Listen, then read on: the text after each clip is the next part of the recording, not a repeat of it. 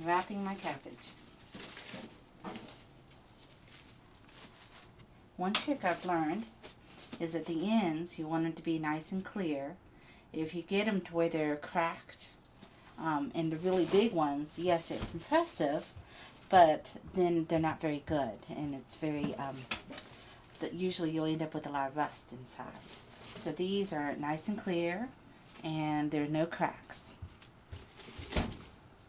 So first off, I'm going to make the more traditional kind of Baechu kimchi, where we're going to keep it whole, or keep it quartered, that is. So we start, and this is something I was told to do. You just make a cut, you get your fingers, and you just pull it apart like that. And see, this is a really nice one. There's no rust or anything, and you can see down here at the stem that it's nice and clean and white, and that's what you're looking for. So I'm going to quarter them, same kind of technique.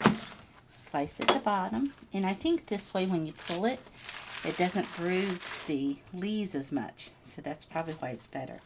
Here's just a little tiny piece of rust. It's not a big deal, you won't taste it, but it just doesn't make it look very pretty. So I'm going to put these over here for now. This is what I'm going to salt everything in first, but just to get everything cut and washed and make sure it fits. Get this one.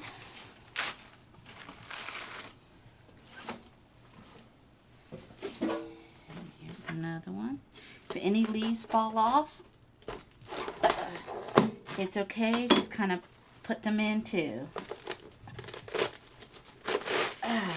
There's a nice one.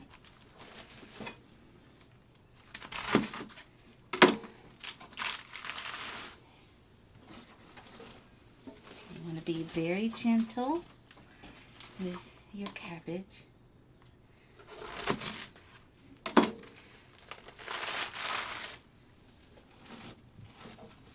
There's a Korean thought that if whatever you are thinking at the time that you are preparing the food will be conveyed in the food and to the people who eat it.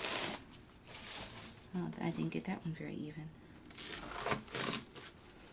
So it's always good to have positive, good thoughts when cooking Korean food. This is the last one.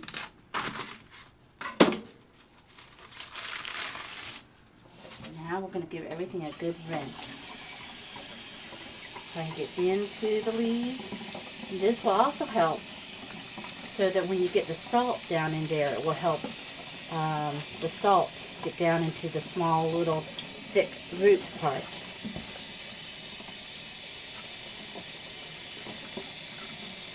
The brining part of it is the most important step of all of kimchi. And it's the one that's the most basic. It takes the longest amount of time.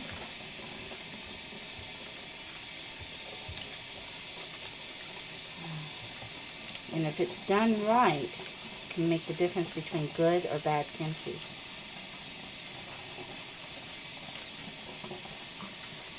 The smaller the heads, then the more firm the leaves are, and the more they will tend to stay intact. I did one time, really huge, gigantic head. It was about as big as my sink, just because I thought, oh, that's so cool, such a huge head. But when I opened it up, it wasn't very good. All the leaves, it was old, all the leaves fell apart, and it was not very good. And it was very watery, actually. So, and it was a little on the bitter side. It's washed, fills up the sink. It'll be unbelievable. This is 3 medium, smallish heads, and it will eventually shrink down to almost nothing. So this is my bin that I'm going to salt everything in. I'm going to start with putting a little bit of salt. This is actually Korean salt, and it actually is from Korea. So versus, I just figured it would have a different taste. And I think it was kind of the bacteria and stuff that helps with the fermentation would be Korean. So I'm just starting with some salt in the bottom. I'm going to add some water. And this will be our brine. This is going to be the basic part of it. We're also going to salt the individual leaves too. I'm going to stir this around. It is rock salt, so it's not going to completely dissolve, but that's okay.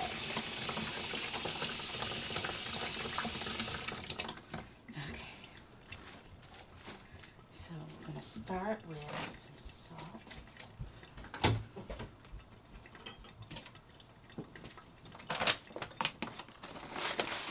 Stir it out. I like to do this so I'm not dipping in and out of the bag.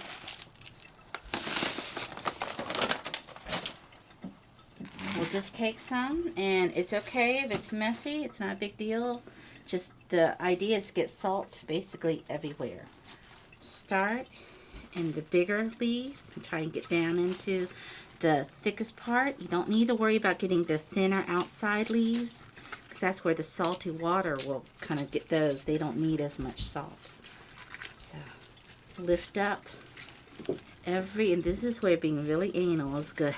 Lift up every single leaf and get salt down in there. There. And see the outside even. And then we'll just stick it in here.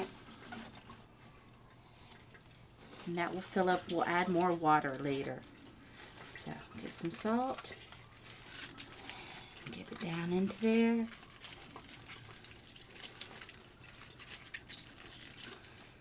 And I do use gloves, as you can tell. I know some hardcore Korean people don't, but it really does kind of hurt the skin, all this salt. And I'll dry them out. So you want to try and pack it in nice and tight.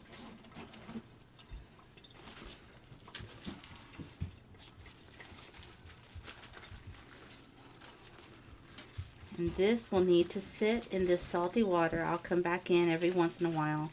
Try to fumble them around, flip them around, move them around. The ones that are on top, try to move to the bottom so that everything gets its turn in the salty bath water.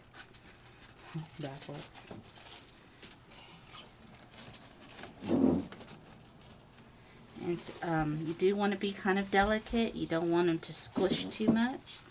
Just a little bit of pressure, but not too much, because if they break now, it'll bruise. And again, it won't have too much of effect of the flavor. But for this kind of kimchi, it's more about the looks, trying to keep everything whole and pretty and neat. This is the kind that you'll see sometimes on a Korean table where they've taken it out and sliced it, and it's just so pretty, and you see all the layers and all that. So this would be that kind of kimchi. So it's also, if you were making some to give to people, this would be that kind too. It makes a really nice present as long as you know that they like kimchi. Most Americans like it fresh. They don't like it too fermented at all.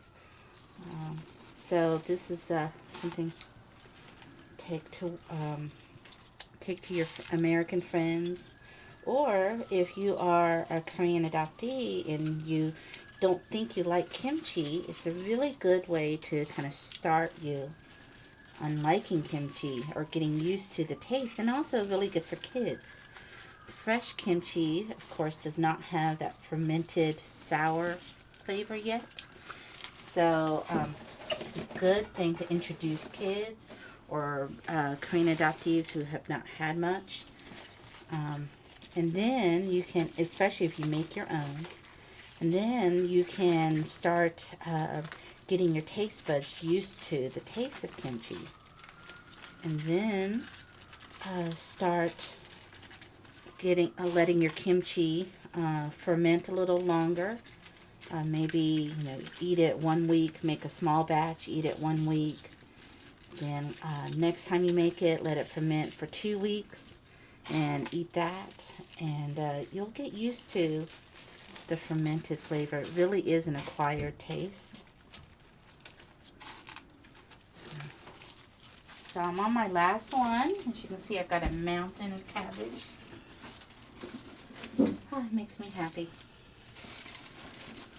So everything is nicely salted, and now you see all the pieces that fell off. Don't throw these away.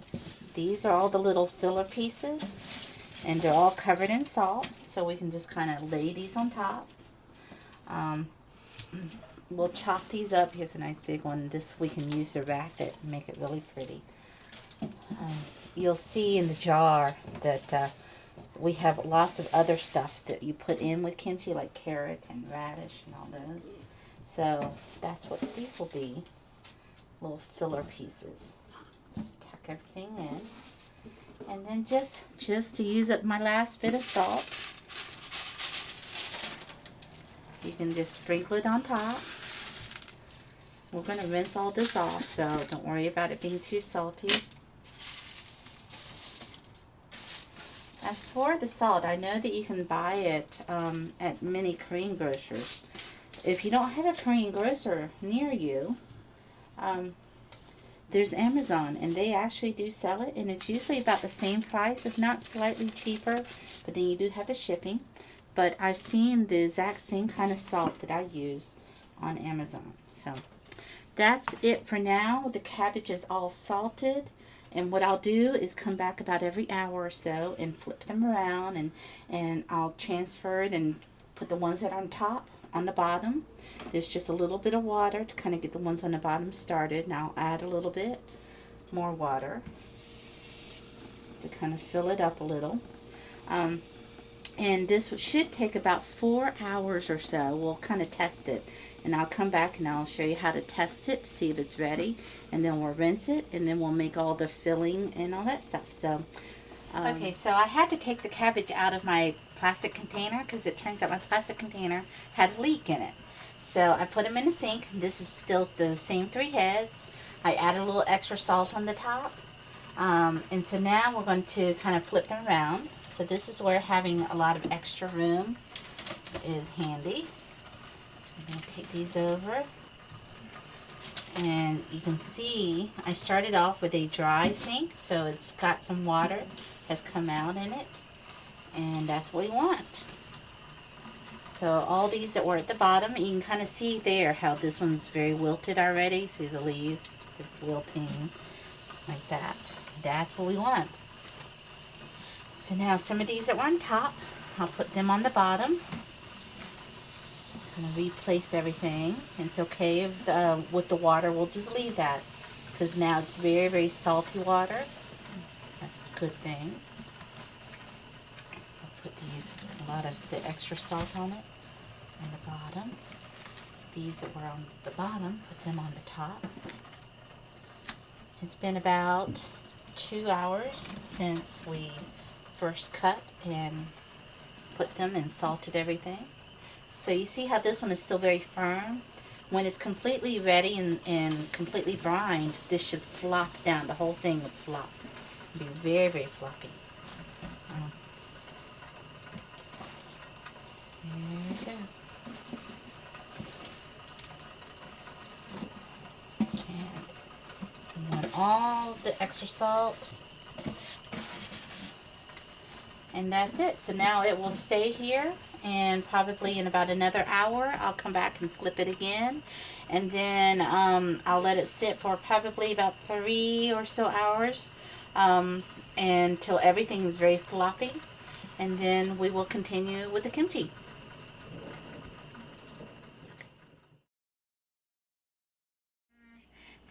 Anyway, I forgot to mention that you can do kimchi with radish, the daikon radish, the really big, like this one. This one we're going to put in the cabbage, but this one was another one that I had. You can just cube it up, and it doesn't take as long to brine as the cabbage does. And I ran out of sea salt. I used the rest of it. So you can also use kosher salt. You just sprinkle it on. And then stir it around, and already this, I just put it in, and it's already starting to get liquid down in the bottom, so it doesn't take as long.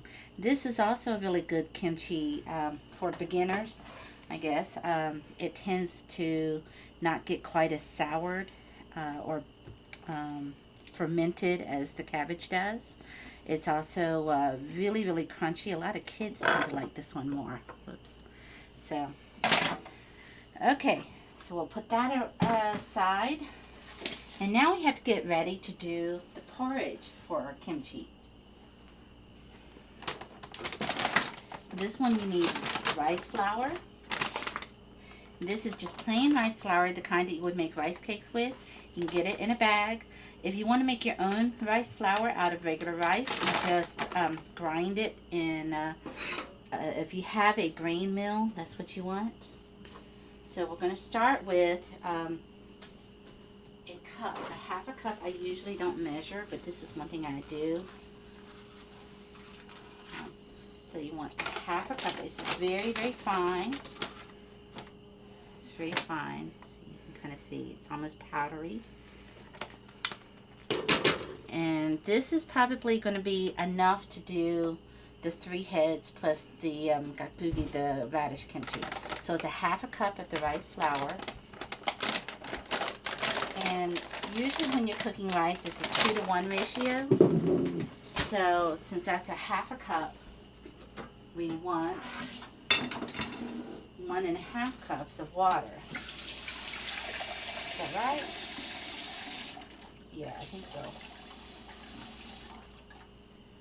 If it's not right, don't yell at me. I'm going to turn this on. You want on medium low or medium high. And I'm going to put in the water, whisk it in. It won't mix exactly, but just keep on mixing and it eventually will. This is what makes the porridge or the sauce that goes in with the kimchi. I like to do it this way. Some recipes you can don't call for this. And I've done it that way where you just use just a combination of the different vegetables and the red pepper flakes and all that, and just the amount of that is what you use as the filling. But I kind of like it with the porridge. It makes it a little bit easier. It also makes it kind of fun if you're working with kids, because then they can kind of get in here and put the whole porridge thing together and put all the ingredients into the porridge and then mix it all together. So it's kind of a fail-safe kimchi, really.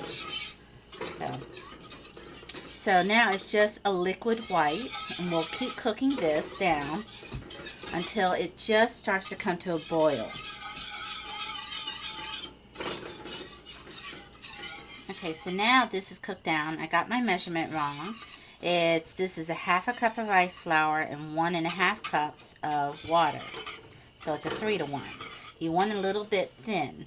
So you see how it's kind of become translucent and it's getting thicker.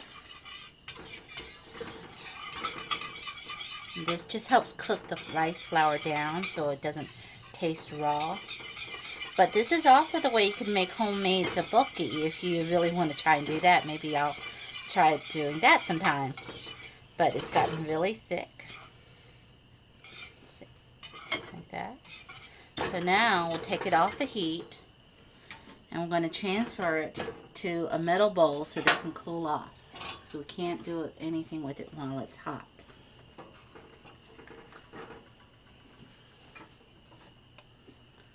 Nice and smooth.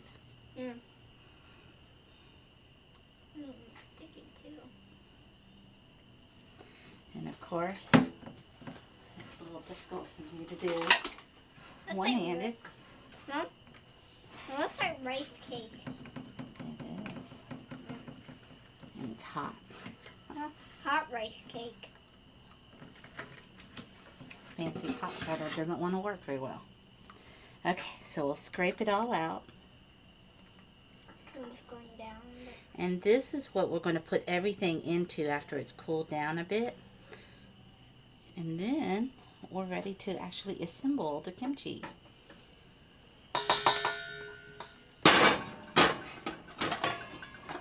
Okay, so we're just going to let that cool down. And we'll add all the vegetables and all the spices and everything to this.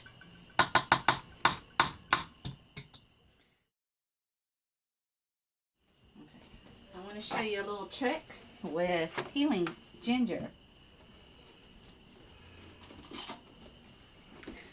Now this piece of ginger is a little on the old side. Normally you want to look for ginger that's kind of smooth, but for some reason there was not a lot of nice fresh ginger in the store. If you take a spoon though, the peel is very thin, see? And then you can just peel it. And this way you can get all the ginger instead of trying to peel at it with a knife, which usually then you end up wasting half the piece of ginger. See, but this one's a little dry. It's not very good. And you don't have to get it completely perfectly peeled, or I don't. A little bit of peeling isn't going to hurt you. So I usually get the bulk of it like this, and then I just chop it up. This we're going to add ginger, garlic, and apple. Now I could not find Asian pear or Korean pear or Chinese pear or Chinese apple, whatever all those different names are. It's that big weird looking light brown tan apple pear. Kind of tastes like a pear-ish apple, and it has a consistency almost of a potato. Many grocery stores call them Asian pears, and that's really what you want to use in this. But it should have a little bit of sweetness. So instead of using sugar, a lot of times we'd like to use a more natural kind of sweetness. So because this was not a very good piece of ginger, I'm going to cut off some of the more icky parts. Like that. Notice I didn't get it all perfectly peeled, and it's okay. I'm going to put it in my food blender. And I don't measure. The only thing I measured was the rice. That's about it. But just put some. You don't want it to be too gingery. So don't go ginger happy. This will all get blended together, so the little bit of skin isn't going to be a big deal. So let me get this piece in. As far as the garlic, I went on and got the big containers of garlic that you see in a lot of grocery stores now. It's just much easier, especially if you use a lot of garlic, which Korean cooking does tend to. So, I don't know. There's another little nib. I'm not going to use that. It's all dried up anyway. So, let's try the apple. Put this in. We'll just take the cheeks of the apple off. No seeds because they don't taste good. They'll make it kind of bitter.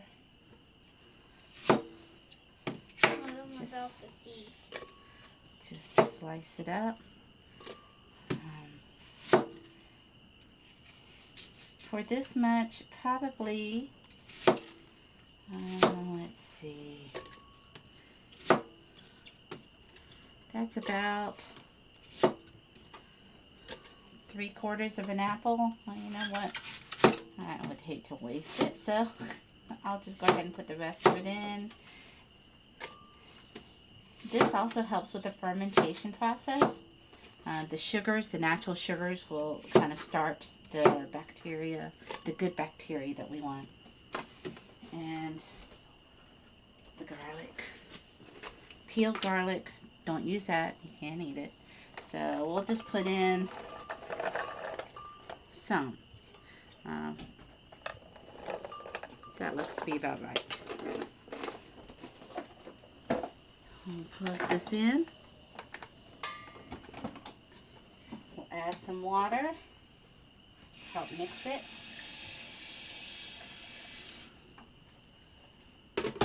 I don't know how much water that was. And we shall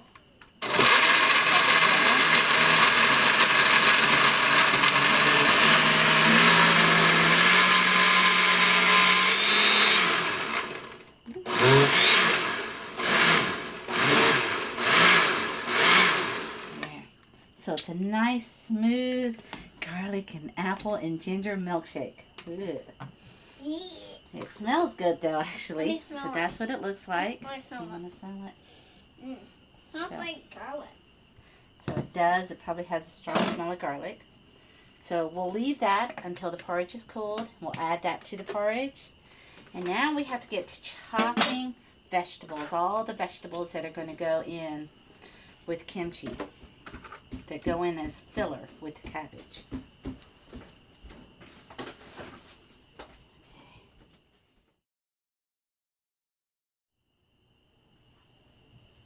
Okay, so now we're getting to the home stretch.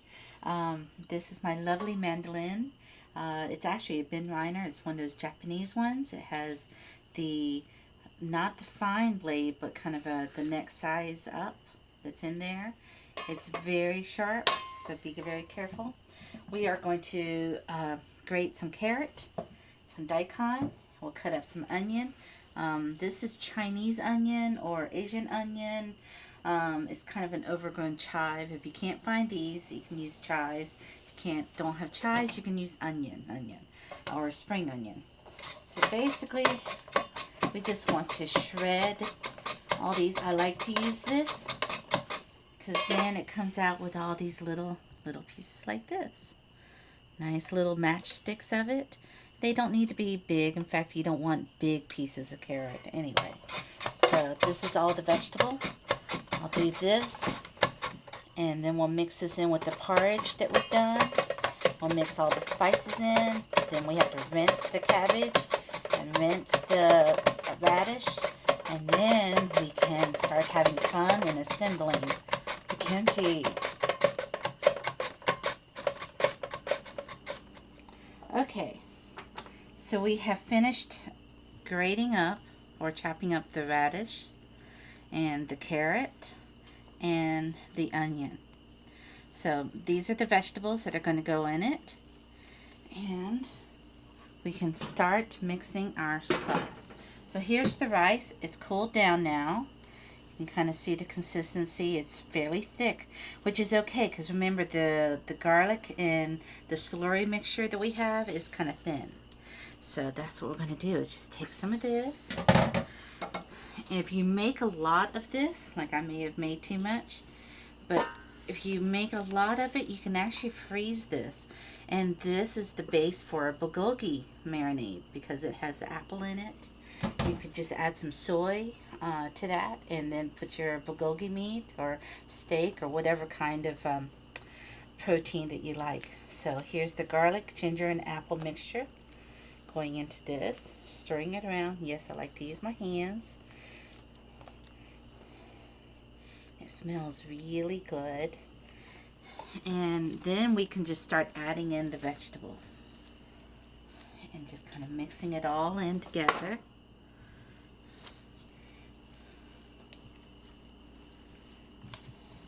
I like to go ahead and do this before I get the red pepper in.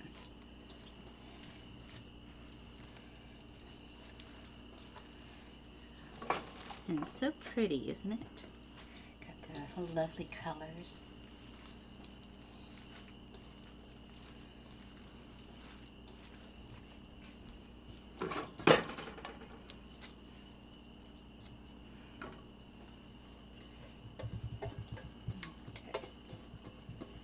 Get all of that in. Mix it up. Kind of decide what we need to add.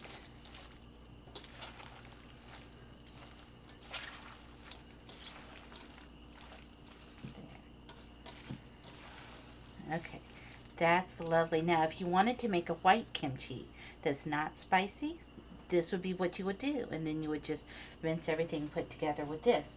But most Koreans like it spicy. So I'm going to use up the rest of my red pepper paste, red pepper powder, gochugaru. If you can't find this locally, you can always get it online. Amazon has it. What you want to look for is a product that is made in Korea. This one is Ri Brothers, and it's from Korea. There's also a Chinese version that's not as spicy. I don't know why the Chinese isn't as spicy, but this is the Korean one. You can get this hot pepper powder, gochugaru. So you can get this online. And you can kind of see this powder, if you notice, would have been in the freezer. And it's a brighter red. It just kept the color. And this one had not been in the freezer, so it's a darker color. But it doesn't really do too much difference with the flavor, except for I've noticed that when I put it in the freezer, it kind of loses some of its punch, some of its spiciness. It looks like a lot, but remember, it's got to do all this plus those 3 heads of cabbage over there. So let's mix all this together. Be very careful. This can be quite noxious, especially if you have children around or if you're breathing this too close. I can kind of feel it getting to me a little bit, so if I start coughing, excuse me. But just gently kind of massage it in, get it all in. And this kind of gives it that unique flavor and unique color that kimchi is known for. Now this is a complete vegetarian version. True, really old-fashioned Koreans would probably put the salted shrimp in here, or they would put the oysters in, and all those things they do add a little bit of a briny taste, and they also help with the fermentation. It's all about fermenting, getting that fermentation process going as quickly as possible so that the food doesn't spoil. And that was the whole idea of kimchi, was so that they could have vegetables year-round, mainly in the wintertime. So the oysters and the salted shrimp help with that. I thought I had some salted shrimp, but it turns out I didn't. I must have used it all last time I made kimchi. So today I'm just going to put a little bit of fish sauce in mine. And I'm going to take this glove off so I can get my fish sauce. You can use any kind. I happen to use a Korean fish sauce.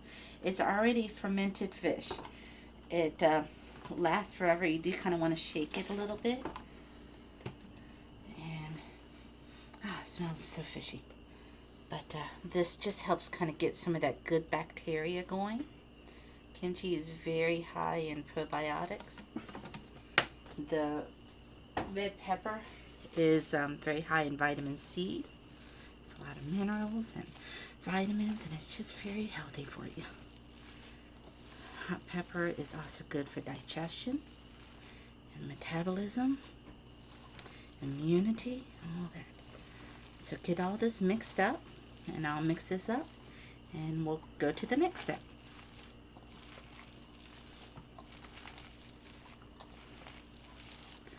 I like that squishy sound. Squish.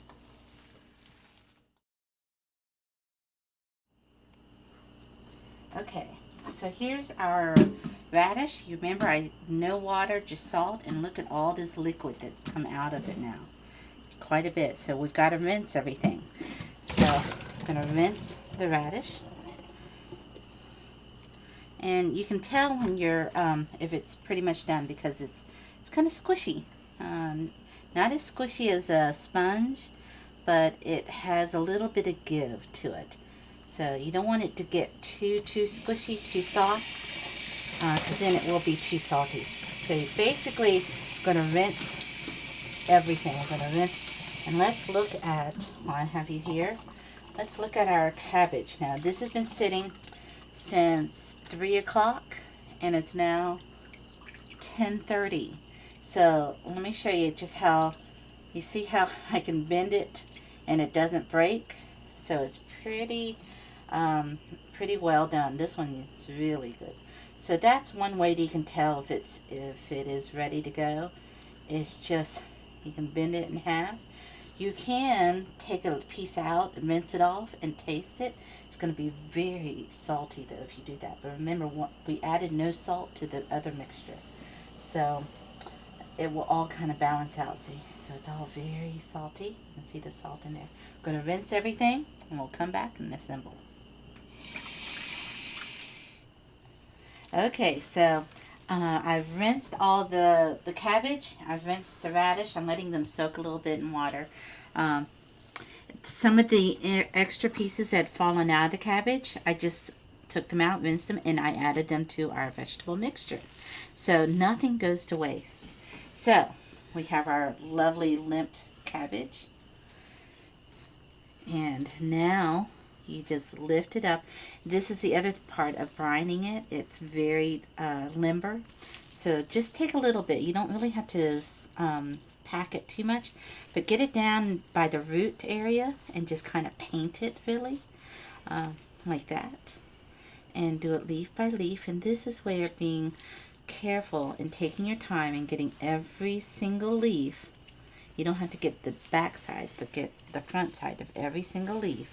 Will pay off with a better tasting kimchi and a better looking kimchi. And you just get every leaf like this. So I will do the rest of these heads, and I'll see you back in a little bit. Okay, so we have done everything. I put all the kimchi into my containers.